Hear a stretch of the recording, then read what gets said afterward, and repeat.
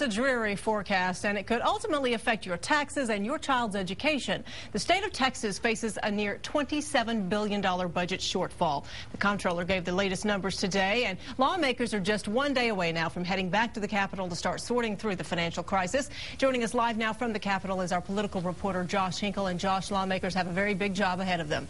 Oh, yeah, that's right. Tomorrow, the Senate chamber here and the House on the other side of the building will be very, very busy. First, you've got the swearing in, and then on the House side, you have the race for Speaker and that vote. And then, undoubtedly, we will begin tackling that big budget shortfall.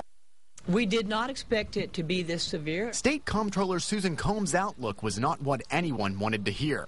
To maintain the services the state now has, it will take an estimated $99 billion.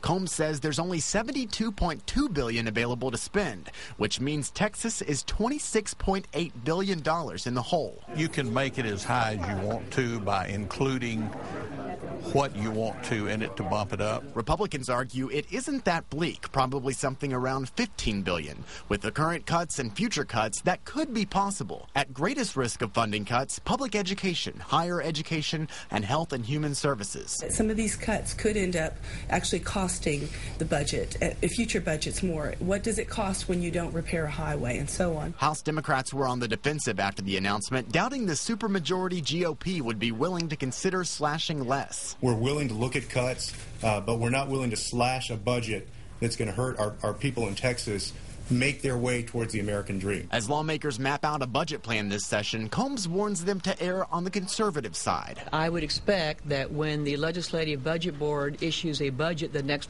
1 to 2 weeks, that they will be very restrained and very moderate.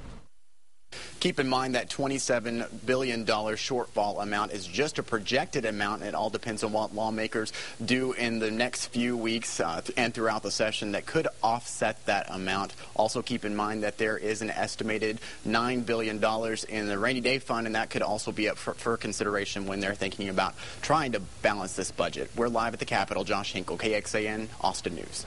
Thank you, Josh.